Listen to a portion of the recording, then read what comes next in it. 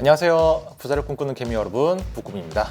올해 상반기 상장 주식 중에서 가장 큰 기대를 모았던 SK바이오사이언스가 오늘 드디어 첫 거래를 시작했습니다. 오전 9시 30분 현재 가격이 얼마냐? 역시 모두가 기대했던 대로 바로 짜상을 기록했습니다. 그런데 지금 보니까 이 상한가 매수 잔량이 한 650만 주 정도 걸려 있고 이 매수 잔량이 계속 늘어나고 있어가지고 이 상한가가 쉽게 풀릴 것 같지는 않네요. 그럼 이번 시간에는 이 SK바이오사이언스가 도대체 뭐 하는 회사이길래 이렇게 난리인지, 무슨 사업을 하고 있고 또 실적은 괜찮은지, 주가는 과열인지 아닌지 등에 대해서 한번 짚어보도록 하겠습니다. SK바이오사이언스는 SK케미칼의 백신 사업 부문이 2018년 분사해서 설립된 제약 바이오 회사인데요. 주요 사업은 백신의 개발과 유통인데 우리나라에서는 녹십자하고 함께 과점을 형성하고 있다고 합니다. 주요 제품으로는 독감 예방 백신인 스칼셀플루, 그리고 대상포진 백신인 스칼조스터주 등이 있습니다. 이 자체 개발뿐만이 아니라 타사에서 만든 의약품을 유통하는 사업도 하는데요. 지난해 3분기까지 실적을 보면 자체 생산 제품 매출이 한 1,000억 원으로 64%를 차지하고 이 타사 제품 유통 사업이 한 500억 원으로 31%를 차지합니다. 국내에서는 상당히 높은 점유율을 기록 중인데요. 이 독감 백신의 점유율은 35%고 대상포진 백신은 50%의 점유율을 나타냅니다. 이 여기에 백신의 유통까지 맡고 있으니까 사실상 우리나라 독감과 대상포진 백신은 SK바이오사이언스가 꽉 잡고 있다고 해도 과언이 아니죠. SK바이오사이언스는 진입장벽이 높은 백신 산업 안에서도 이 앞서가는 기술력을 갖췄다는 평가를 받고 있습니다. 2015년에는 국내 최초로 3가 세포배양 백신을 발매했고요. 그 다음해에는 세계 최초로 4가 세포배양 독감 백신을 발매했다고 합니다. 독감은 매년 변종이 발생하고 그리고 완전 정복이 어렵기 때문에 백신 산업도 매년 10%씩 성장할 것으로 예상이 되고 있고요. 또 이 백신 시장 중에서도 가장 규모가 큰 이 폐렴구군 백신도 현재 개발 중이어서 이 향후에 추가적인 매출 성장도 기대되는 부분입니다. 그런데 지금 자본시장에서 SK바이오사이언스에 대해서 이렇게 흥분하는 게 단순히 독감 백신 때문은 아니겠죠. 지금 시장이 기대하고 있는 건 코로나19 백신과 바이오 의약품 위탁 생산인 CMO 사업 때문입니다. 지난해부터 속속 개발되기 시작한 코로나19 백신은 올해부터 본격적으로 접종이 이루어지고 있는데요. 이 백신 개발 회사가 자체 생산 시설로 백신을 생산할 수도 있지만 어마어마한 물량을 되려면 외부 위탁 생산이 필수적입니다. CMO 업체들이 곽광받는 것도 이 때문인 거죠. SK바이오사이언스가 시장에 주목을 받게 된 건 이 아스트라제네카와 노바백스의 코로나19 백신을 위탁 생산 맡으면서인데요. 특히 노바백스의 경우에는 단순한 위탁 생산이 아니고 개발에도 참여하는 CDMO 방식으로 생산을 하게 됩니다. 국내에서는 노바백스 백신 4천만 도즈를 직접 공급하기로 했는데요. 여기서 나오는 수익은 노바백스하고 5대5로 가져가기로 했다고 하니까 수익성은 더 좋아지겠죠. SK바이오사이언스는 단순히 위탁 생산으로만 그치는 것이 아니라 그동안 쌓아온 백신 제작 역량을 바탕으로 코로나19 백신 개발에도 나서고 있습니다. 이 자체 개발 백신은 현재 임상 1상이 진행 중이고요. 또 이 빌 앤 멜린다 게이츠 재단과 이 국제 민간기구의 지원을 받고 개발 중인 백신도 있는데 이거는 임상 1상과 2상이 동시에 진행 중이라고 합니다. 이 백신 개발에 성공하면 여기서 발생하는 기술 이전이나 추가적인 매출도 기대를 할 수가 있겠죠. 이 CMO 사업 덕분에 올해 매출은 폭발적으로 성장할 것으로 기대되고 있습니다.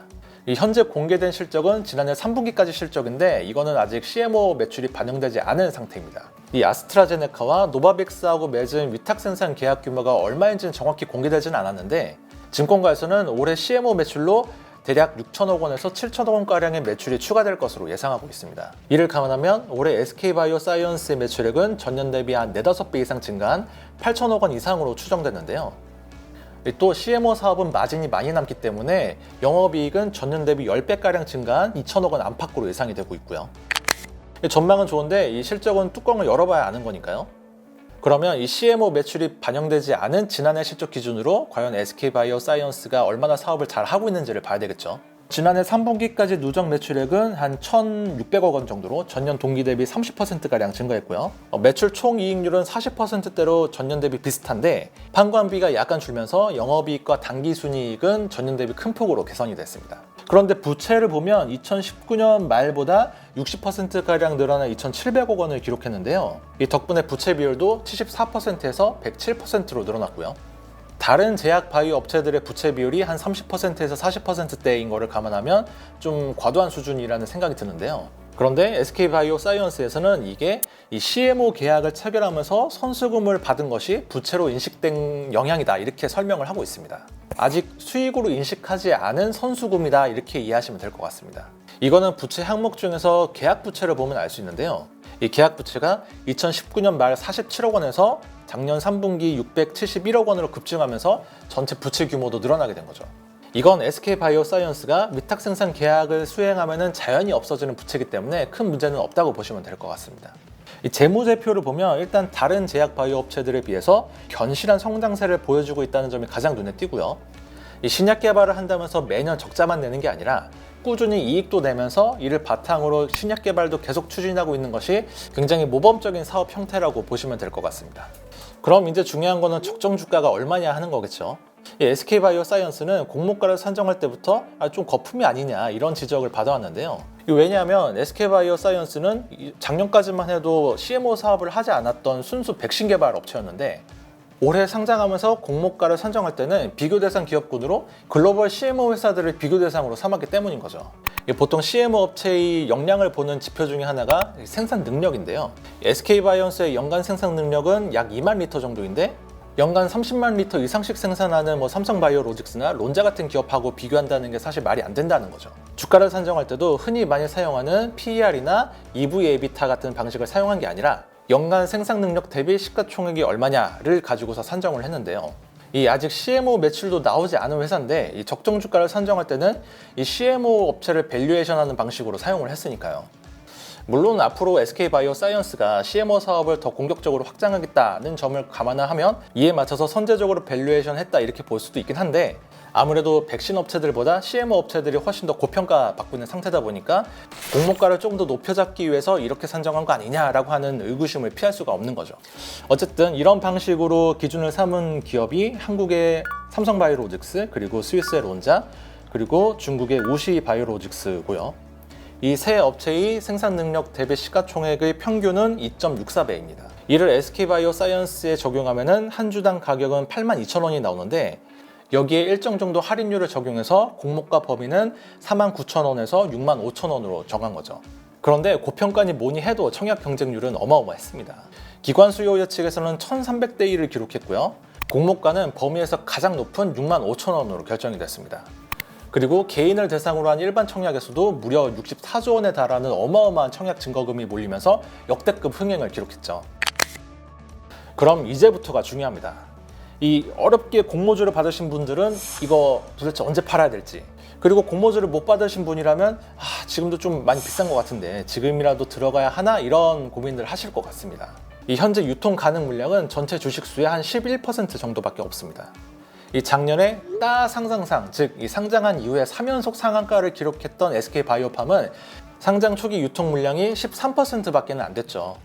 이 SK바이오사이언스는 이 18일 현재 이 따상한 가격 기준으로 PER이 한 61배인데 이미 론자보다는 비싼 가격입니다.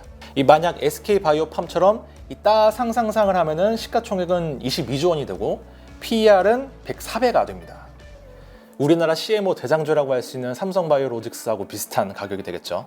이 증권사 리서치 센터에서도 조금 부담스러운지 아직 목표 주가를 제시한 리포트는 나오지 않은 상태인데요. 그래서 제가 나름 한번 적정 주가를 계산을 해봤습니다. 물론 이거는 저의 그냥 뇌피셜로 전혀 전문성이 없이 야매로 계산한 거니까 그냥 재미로만 봐주셨으면 좋겠고요. 저는 이 각 사업 부문의 가치를 따로 산정해서 합하는 SOTP 방식을 한번 써봤는데요. 아무래도 이 백신 기업의 멀티플하고 CMO 기업의 멀티플 차이가 좀 많이 나다 보니까 이 각 사업 부문을 분리해서 가치 산정을 하는 게 적당할 것 같더라고요. 일단 증권가 추정으로 올해 SK바이오사이언스의 CMO 부문 매출액이 약 7천억 원 정도로 추정이 되는데요. 이 CMO 업체들의 평균 영업이익률인 25%를 적용하고 또 법인세 등으로 이제 영업이익에서 20% 정도가 빠진다고 가정을 하면은 이 CMO 부문에서 순이익이 약 1,400억 원 정도로 추정이 됩니다. 이 백신 부문의 올해 순이익은 전년 대비 한 20% 정도 성장을 가정해서 약 340억 원 정도로 계산을 하고요. 현재 글로벌 대표 CMO 기업이라고 할 수 있는 삼성바이오로직스, 론자, 우시바이오로직스, 카탈런트의 올해 예상 PER 평균이 약 90배 정도 됩니다.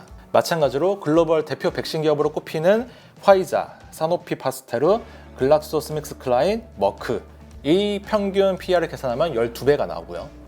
이거를 각각 SK바이오사이언스의 CMO 사업 순이익과 백신 사업 순이익을 곱하면 CMO 사업의 가치는 약 12조 5천억 원, 그리고 백신 사업의 가치는 약 4천억 원이 나옵니다. 이 둘을 합하면 13조 원으로 계산이 되겠죠. 이거를 발행 주식수로 나누면은 16만 9천 원이 나옵니다. 공교롭게도 오늘 가격하고 똑같네요. 의도한 건 아닌데 다시 한번 말씀드리지만 전문가의 의견이 아니니까 그냥 참고로만 봐주시면 좋을 것 같고요. SK바이오사이언스가 이 공모 자금으로 생산 시설을 확대하고 CMO 사업을 본격적으로 추진하면 기업 가치는 더 높아질 수 있겠죠. 특히 이제 코로나19가 종식이 아닌 풍토병으로 계속 지속될 수 있다 이런 전망이 나오고 있기 때문에 SK바이오사이언스의 CMO 사업이나 백신 개발 사업은 더 각광을 받을 수밖에 없습니다. 또 코스피 200이나 MSCI, FTSE 같은 대형 지수에 조기 편입될 가능성도 있어서 안정적인 자금 유입도 기대해 볼 수 있을 것 같습니다. 이번 언박싱은 여기까지입니다. 재밌게 보셨다면 구독과 좋아요도 부탁드립니다. 감사합니다.